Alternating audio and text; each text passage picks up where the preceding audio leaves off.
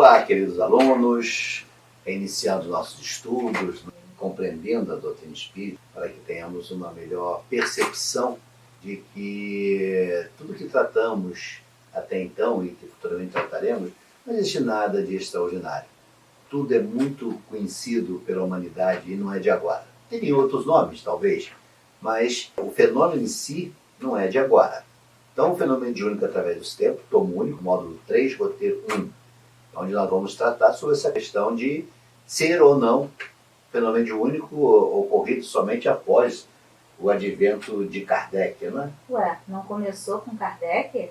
Codificando a doutrina espírita? Eu acredito que não. Muitos cometem esse equívoco, né? A doutrina espírita nasceu com Kardec, mas o fenômeno espírita, o fenômeno da mediunidade, ultrapassa a barreira do tempo, né? Vamos ver. O fenômeno mediúnico não nasceu com o espiritismo, pois encontramos referências sobre ele nas épocas mais remotas da história da humanidade. Alguns deles foram considerados fatos milagrosos, outros foram atribuídos a seres demoníacos. Em todas as épocas da humanidade, temos sido assistidos por espíritos superiores que procuraram como impulsionar para o progresso moral intelectual. Os antigos fizeram desses espíritos divindades especiais. E ainda vamos encontrar a Sibila de Cumas, vamos encontrar os profetas, os xamãs, as pitonisas. Todos são personagens antigas que eram médiuns. Então eles recebiam as orientações do mundo espiritual e transmitiam. E como a ignorância reinava naquela época, tinham essas pessoas como seres especiais, seres dotados de faculdades especiais diferentes dos demais. E julgavam eles tão especiais que os reverenciavam, davam a eles uma condição toda especial em relação aos seus contemporâneos, né? Por ter poderes sobrenaturais, gozavam de privilégios que nenhuma outra classe possuía. E aí nós vamos encontrar, lá na Índia, temos os livros dos Vedas, né? O mais antigo a tratar sobre religião, data de 1500 a.C., que tem sido reconhecido como o mais antigo código religioso da humanidade. São 4 livros cujo conteúdo principal são cânticos de louvor. Nos Vedas encontramos a afirmativa clara sobre a imortalidade da alma e a recriação. Preste atenção nesse texto que eu trouxe para vocês, lá dos Vedas. Há uma parte imortal do homem, a Agni. Ela é que é preciso rescaldar com teus raios, inflamar com os teus fogos. Assim como se deixa as vestes gastas para usar novas vestes, também a alma deixa o corpo usado para recobrir novos corpos. Olha que interessante, os Vedas nos falando, muito parecido com o que Kardec vai nos apresentar através do mundo espiritual, né? Parece até um plágio, né? Onde essa história, essa afirmação que é encontrada no livro dos Vedas, né, há 1500 anos antes de Cristo, é idêntica aos ensinos que hoje estamos a abordar. Também na Índia encontramos Krishna, 3200 a.C., que deixa clara a ideia da imortalidade da alma, as reencarnações sucessivas e a possibilidade de comunicação entre vivos e mortos. Preste atenção no texto. O corpo envoltório da alma, que nele faz sua morada, é uma coisa finita, porém a alma que o habita é invisível, imponderável e eterna. Será que eu estou vendo Kardec me falando sobre as propriedades do perispírito aqui? Sim. Todo renascimento, feliz ou infeliz, é consequência das obras praticadas em vidas anteriores. E continuo vendo Kardec aqui em Céu e Inferno? Sim. Nossa, será que ele andou pesquisando esses livros para poder editar o Livro dos Espíritos, ou isso efetivamente já existia há muito tempo? É que não dá tempo para nós conversarmos neste momento. Mas eu tenho uma passagem de Krishna que vai falar, uma passagem lindíssima, muito, mas muito semelhante ao que o Cristo fala.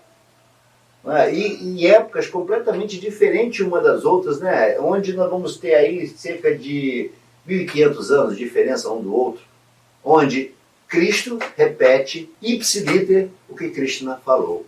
Então nós vamos entender aí que existe um ente, um governador, a orientar, a intuir esses avatares que aqui chegam para nos orientar. Olha aqui alguém que nós achávamos que ter poderes de endeusar, que viu Deus, quando na verdade era um médium. É através desse médium é que chegam as informações, não de Deus, mas dos seus enviados, através do Espírito Superior, para orientar esse avatar a conduzir um povo, a criar uma legislação, a modificar todo um cenário político, que era o Egito, o aprisionamento dos hebreus, e esse homem vai trazer um caminho de libertação em todo o povo, criando toda uma legislação, inclusive uma legislação punitiva, uma legislação civil. Então, Moisés era evidente e auditivo. Ele vê Jeová, o Espírito Protetor de Israel, na sarça do Horebe e no Sinai.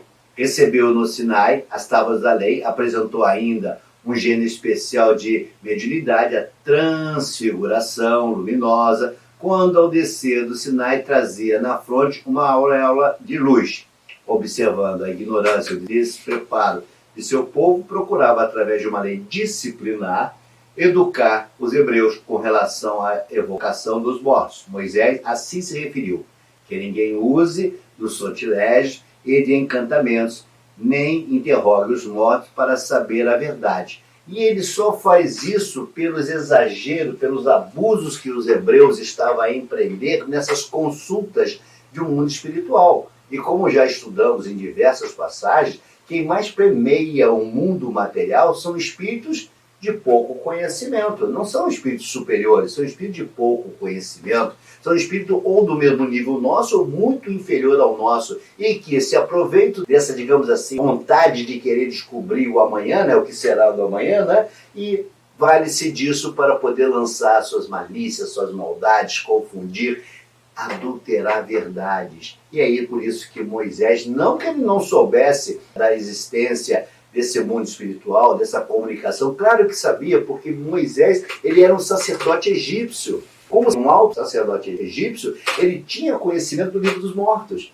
Logo, o livro dos mortos é que vai dar a ele o caminho para fazer essas comunicações. Então ele sabia dessa possibilidade e sabia que essas comunicações, na grande maioria das vezes, estavam atreladas a um mundo bastante inferior, não ao mundo superior. Por isso que ele proíbe. Mas é interessante que ele traz essa confirmação do que os espíritos revelam a Kardec na codificação. Porque ele fala do mundo espiritual e dessa relação. Porque muitas crenças ainda acreditam no mundo espiritual, porém não na comunicação, nessa relação que existe entre o mundo espiritual e os encarnados. E Moisés traz aqui, quando ele proíbe que se façam consultas. E aí nós vamos encontrar também uma passagem na Bíblia, no Velho Testamento, quando fala: quando vos disserem, consultai os necromantes, os adivinhos que chirreiam e murmuram. Acaso não consultará o povo o seu Deus a favor dos vivos, se consultarão os mortos? Então Isaías já nos fala dessa possibilidade, dessa comunicação. E a necromancia é um termo grego, morte, a adivinhação, que consiste em adivinhação mediante a consulta aos mortos e seus espíritos. Só a título de esclarecimento. Nós vamos encontrar também Apolônio de Tiana, contemporâneo de Jesus. Ele fazia as mesmas, digamos assim, milagres, né? Milagres que Jesus fazia, que hoje sabemos que não era milagre nenhum, era ciência pura. Então, entre as coisas atribuídas a ele, o dom de curar, a presciência, a visão à distância, o poder de ler pensamentos, de expulsar demônios, de se transportar instantaneamente de um lugar para outro. Ele era muito instruído, de maneira austera, e ensinava a sabedoria. Eu consigo ver muito semelhante ao Inácio de Jesus, que também vem dessa escola, que vem dessa formação. Mas note, seriedade não significa ser sisudo, como Kardec nos orienta. Você pode brincar, descontrair, mas ter seriedade nos estudos. Não necessita ser sisudo. Olha aqui um outro, lá da Grécia, muito antes de Cristo, 469 antes de Cristo. Olha que Sócrates já tinha esse contato com o mundo espiritual, com a alma. Então, ele revela a seus discípulos, dizia conversar com um amigo invisível que o acompanhava constantemente. E ele nos fala, a alma, quando despida do corpo, conserva evidentes os traços de seu caráter, de suas afeições e as marcas que deixaram todos os atos de sua vida.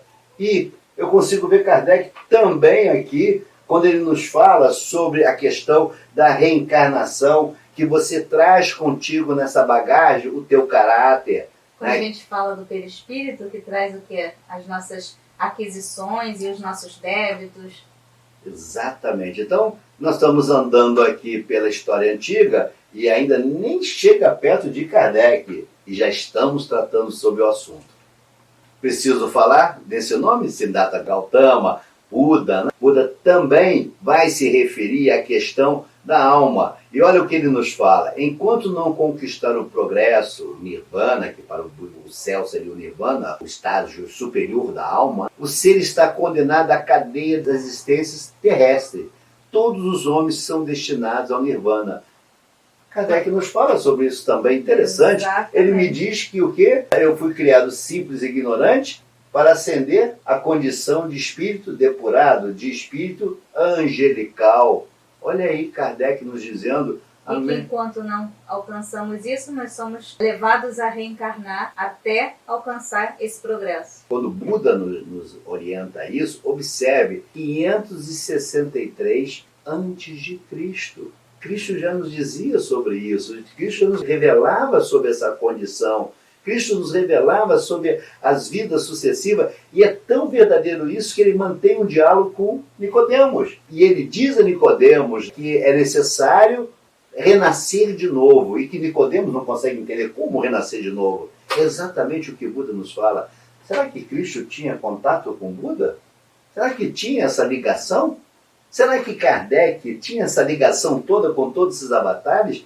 Ou será que a mensagem é a mesma? O meu convite a você é que você pense, que você reflita. Você não tem que acreditar naquilo que eu te digo, mas você deve, ao menos, refletir o que eu estou te colocando. Será que não existe ligações, não existe um ente a governar todas essas informações, a instruir toda a humanidade ao longo de sua caminhada? Teremos outros. Então nós vamos ver aqui a transfiguração. 6 dias depois tomou Jesus consigo Pedro e Tiago e João, seu irmão, e os conduziu em particular a um alto monte. E transfigurou-se diante dele, e seu rosto resplandeceu como o sol, e as suas vestes se tornaram brancas como a luz. Eis que lhe apareceram Moisés, Elias, falando com ele. Ué, mas Moisés já tinha morrido? Elias também? Como é que pode? Olha aí o mundo espiritual se apresentando. E Pedro, Tiago e João assistem. Aliás, fica sempre a dúvida, será que eles sonharam? Eles estavam dormindo? E Jesus os acalma, os tranquiliza. Não, vocês viram sim. E até pede que eles não revelem ao momento da transfiguração. Olha um outro momento bíblico que vai nos mostrar a presença do mundo espiritual, a Pentecoste, onde, numa reunião, toda a passagem do mestre inesquecível entre o homem, um canto de luz e amor, externando-lhe condição de medianeiro da sabedoria divina. E continuando o mistério, os apóstolos que se mantiveram leais converteram-se em médios notáveis no dia da Pentecostes. Essa é uma passagem fantástica, porque os apóstolos de Jesus, só uma breve passagem, os apóstolos de Jesus, quando Jesus morre, eles abandonam o projeto de Jesus. Eles se acovardam do projeto de Jesus. É claro, eles estavam sendo perseguidos, estavam sendo dizimados. E perderam a sua liderança. Perderam a sua liderança. Não havia no grupo uma liderança natural, não brotou uma liderança natural. É neste momento, quando o mundo espiritual faz com que eles vão assistir diversos mediúnicos de manifestação, que é a xenopsia, eles vão assistir isso, é neste momento que eles aceitam a missão. Olha, não adiantou nem Jesus procurá-los na praia para que eles voltassem a trabalhar, que Jesus até adverte, eu não fiz vocês pescadores de peixe, eu fiz vocês pescadores de almas. E eles ainda relutando muito na aceitação, mas neste fenômeno eles têm a comprovação do mundo espiritual e efetivamente assumem, incorporam as suas responsabilidades, perdem o temor e aí sim vão fazer, A levar divulgação da Boa Nova sem temor algum. levar o projeto de Jesus à frente, onde Pedro vai para Roma, né? Onde Tiago vai governar a igreja em Jerusalém. Enfim, todo o projeto Jesus começa a ganhar força efetivamente neste momento. Uma manifestação mediúnica. Que para hoje, para todos nós, é muito simples. Todos nós, alguns de nós já conheceram, já viram, já assistiram esse fenômeno dentro de uma entidade espírita. Mas naquela época não se tinha a menor noção, né? O que é isso que está acontecendo? Então é neste momento que eles vão assumir a sua responsabilidade. Olha o mundo espiritual nos convocando para a missão que é de levar a boa nova, é de levar a divulgação dos ensinos de Jesus. Advertência de João. Essa é uma advertência fantástica, né? E que Kardec vai nos advertir sobre isso no seu livro, né? Amados, não creais a todo espírito, mas provai se os espíritos são de Deus, porque já muitos falsos profetas se têm levantado no mundo. Então, claro, que aqui fala-se anticristo, né? Porque é uma forma alegórica de mostrar. Mas Kardec vai nos apresentar essa figura dos espíritos ignorantes, dos espíritos trevosos, dos espíritos que não ganharam iluminação, que manifestam-se constantemente em nossas vidas, manifestam-se constantemente em publicações, dentro das psicografias que ocorrem dentro do centro espírita, inclusive trazendo para eles nomes de seres que passaram com bastante expressão na Terra, quando na verdade não, são espíritos bastante ignorantes. E alguns são tão ardilosos, são tão bem preparados, que as suas falas, para aquele que não está muito atento, não tem grandes conhecimentos, vai dizer que é verdade. E essa advertência de João ela é atualíssima, porque, como você bem mencionou, nós temos essa relação com o mundo espiritual constante. Então, quando ele fala verificar se os espíritos são de Deus, ele está dando um alerta para que a gente veja quem é que está dando essa comunicação. Se é um espírito realmente iluminado ou se é um espírito que está se fazendo passar por um espírito iluminado. Um outro fenômeno mediúnico muito conhecido, né? Em sua viagem, quando se aproximava de Damasco, de repente brilhou ao seu redor uma luz vindo do céu e caiu por terra e ouviu uma voz que lhe dizia: Saulo, Saulo, por que você me persegue? Saulo perguntou: quem és tu, Senhor? Olha o nome, quem és tu, Senhor? Ele respondeu: eu sou Jesus a quem você persegue. Primeiro que não dá tempo de secar sobre isso. Primeiro que ele reconhece a autoridade de quem ali está, ao chamá-lo de Senhor. Né? Segundo, literalmente, Paulo cai do cavalo. Literalmente. E é neste momento que Paulo começa a se conscientizar do mundo espiritual. E se torna efetivamente, de todos os apóstolos, o mais importante na divulgação do projeto Jesus. Eu posso asseverar a todos vocês. Se Paulo não sai para falar ao mundo dos pagãos, com certeza não teria chegado o Evangelho de Jesus onde chegou. Se limitaria, quanto muito, a mais uma seita, porque sim, o judaísmo é dividido nos fariseus, saduceus e os essênios.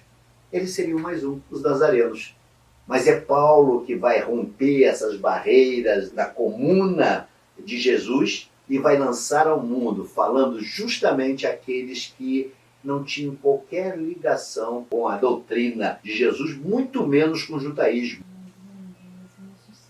Maomé, outro que também recebeu a voz de um anjo que ditou para ele o Alcorão. Vou começar a pincelar aqui, porque são tantos fenômenos, né, para que vocês tenham a certeza daquilo que nós já temos.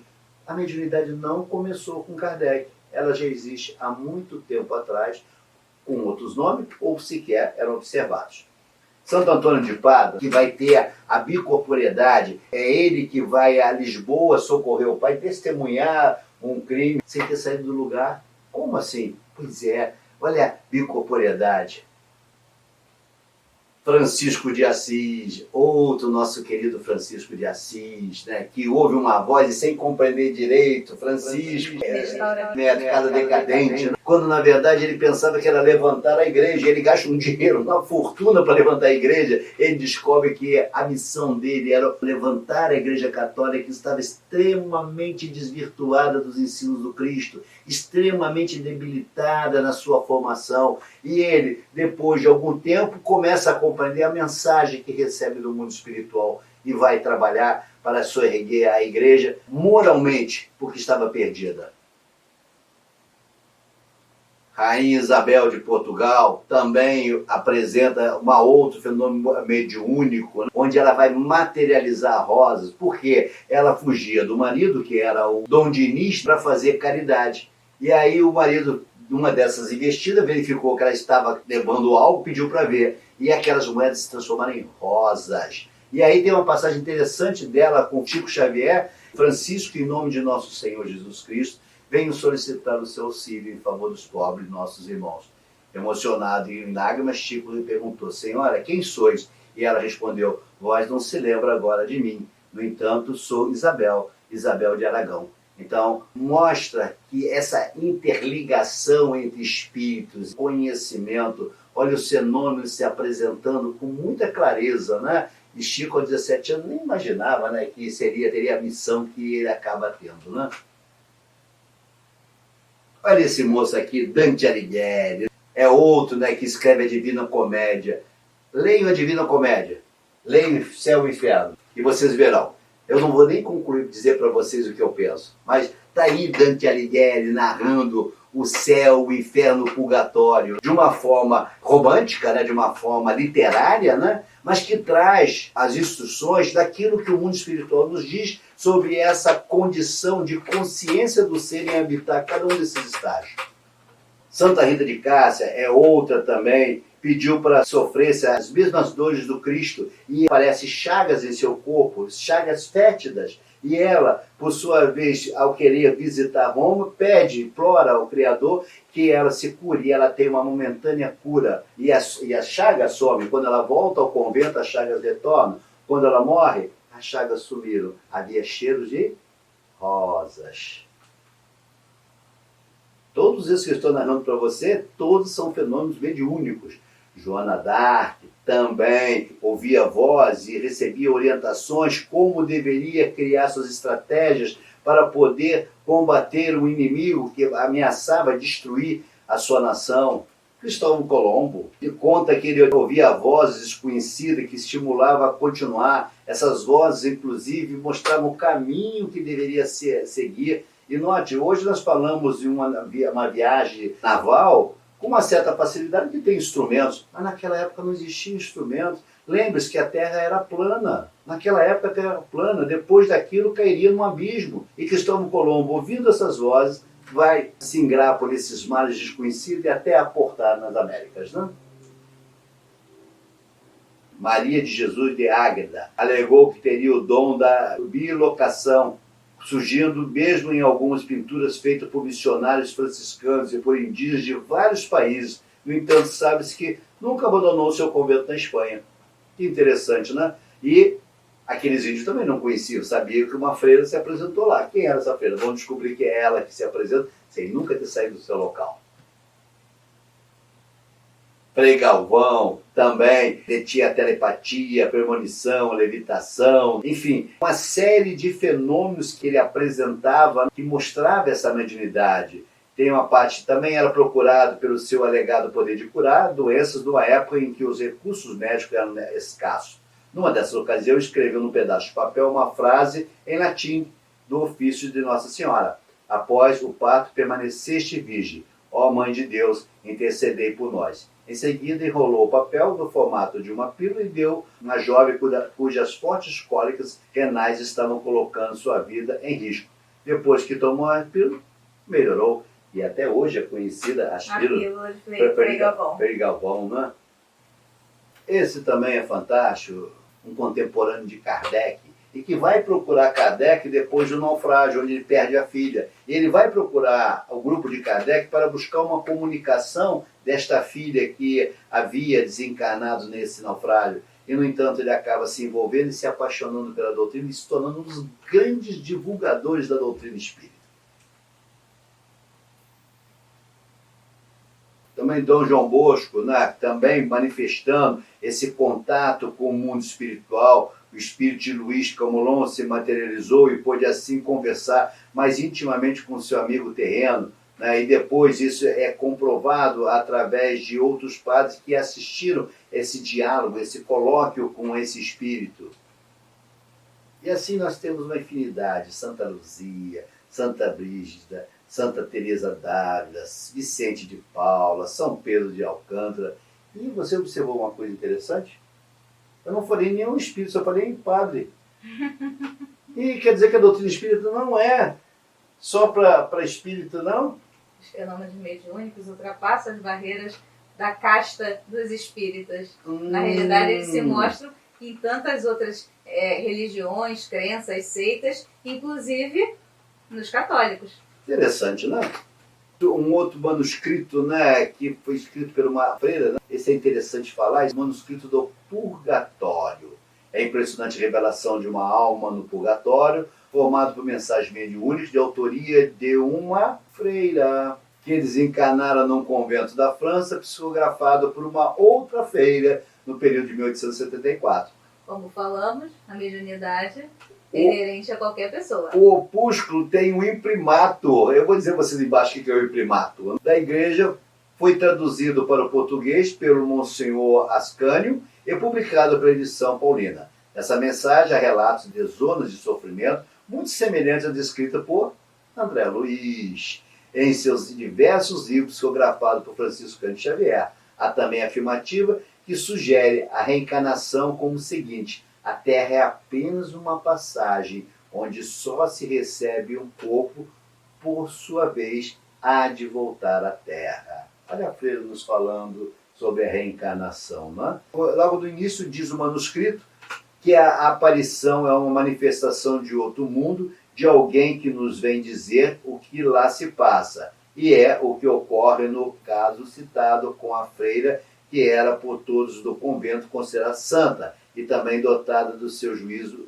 equilíbrio e de muito bom senso. E aí, olha o que chama a atenção, que faz nos saltar os olhos. Ele recebe a chancela da igreja, porque esse imprimato era a autorização do Vaticano para imprimir uma obra. Só as obras que passaram pelo cunho do Vaticano poderiam ser publicadas. E essa obra, por algum descuido, alguém colocou o carimbo na obra, que era nada mais nada menos que uma psicografia de um espírito que havia desencarnado, sendo manifestado por uma freira encarnada. Padre Pio também tem uma passagem interessante. O Padre Pio, quando ele ainda era menino, um de seus professores decidiu pôr à prova a veracidade dessa magnífica intimidade. Ele falava que tinha contato com o mundo espiritual. Para tanto, escreveu-lhe várias cartas em francês e grego, língua que o padre não conhecia. Então, ao receber a resposta, exclamou estupefato: como pode saber o conteúdo, já que de grego não conhece sequer o alfabeto? Meu anjo da guarda me explica tudo. Interessante, né? Tem uma passagem também, ele lia no interior das almas, ele tinha o poder de ver o perispírito do outro, né? E alguém foi procurar, um comerciante foi procurar, porque a filha estava muito doente, muito enferma. E ele respondeu da seguinte forma: tu está muito mais doente que tua filha. Vejo-te morto. Como podes sentir-te bem com tantos pecados da consciência? Estou vendo pelo menos 32 pecados. Uau! Uau! Papa Pio XII, né? Esse também é bastante confuso a sua passagem. Alguns dizem que ele tem uma expressão importante em ter protegido a igreja e muitos judeus na Segunda Guerra Mundial, outros dizem que não. Mas o que interessa é o que acontece nos aposentos do Vaticano. Na ala esquerda da Catedral de São Pedro, o cardeal Eugênio Pacelli estava orando. Ele era um diplomata da Santa Sé junto ao governo do Ocidente. Em seus aposentos de cardeal, ele ouviu uma voz chamando: Pacelli, Pacelli. Ele se voltou e viu um espírito do Papa Pio X. Se ajoelhou, chamou de santidade. O espírito respondeu: não sou santidade, mas apenas um irmão. Venha avisá-lo que dentro de alguns dias se tornará Papa e que a terra será devorada por uma avalanche de tragédia. É da vontade do Senhor que sejas Papa para governar a igreja com sabedoria, bondade, diplomacia e equilíbrio. O que acontece logo depois disso? Eclode a Segunda Guerra Mundial e ele está à frente da Igreja do Vaticano. E vocês observem que o Vaticano, por alguma razão que desconhecemos, o acordo diplomático, não sofreu dano. um outro personagem. Beethoven também dizia ouvir a voz dos anjos. Tenho a necessidade de viver só comigo mesmo. Sinto que Deus e os anjos estão mais próximos de mim na minha arte do que os outros. Entro em comunhão com eles e sem temor. A música é o único acesso espiritual nas esferas superiores da inteligência. Em seguida, haver composto suas mais suaves harmonias, exclamava ele: tive um êxtase. Daí uma outra figura no lado da música mostrando essa mediunidade. Wolfgang Amadeus Mozart é outro. No declínio de sua vida, em um momento de perfeita serenidade, ele chamou um de seus amigos que se achava no quarto. Escuta, disse ele, estou ouvindo música. O amigo lhe respondeu, não ouço nada. Mozart, porém, tomando de arroubo, continuou a perceber as harmonias celestes e seu pálido semblante se ilumina. Cita depois o testemunho de São João e ouvi a música do céu. Foi então que compôs o seu Requiem. Então, essa carta publicada na vida de Mozart por Holmes, Londres, 1845. Essa Requiem de Mozart, aqueles que conhecem a história de Mozart, é muito interessante, porque ele não conclui essa Requiem. É a missa fúnebre dele. Alguém encomendou essa música fúnebre, nunca veio buscar. Alguém, depois da morte dele, conclui essa música dele, mostrando que também era um médium e que também recebeu o concurso do mundo espiritual para trazer essas verdadeiras obras de alegria para todos nós, de paz para todos nós. As composições de Mozart são indiscutivelmente músicas celestiais. Então, meus queridos alunos, aqueles que nos ouvem, tenham certeza, a mediunidade não começou com Kardec. Esse é só uma pequena pincelada que eu estou trazendo para vocês na demonstração do mundo espiritual já existir e existir interlocutores desse mundo espiritual e que eram chamados de outros nomes. A mediunidade é uma coisa que vai ser discutida depois com Kardec, não? Mas até então nós não tínhamos essa informação. Então é para que todos possamos ver e observar. Existem outros tantos que eu convido a todos vocês a fazerem momentos de pesquisas e verão, se defrontarão com personagens incríveis que tiveram a experiência com o mundo espiritual. Mas não uma experiência científica, mas uma experiência como médiuns, né? Aliás, criando obras literárias ditadas pelo mundo espiritual. Então, eu penso que encerramos por aqui essa demonstração, né, e mostrar para vocês a história, né? Espero que vocês tenham gostado e nos veremos nas próximas aulas. Fiquem com Deus.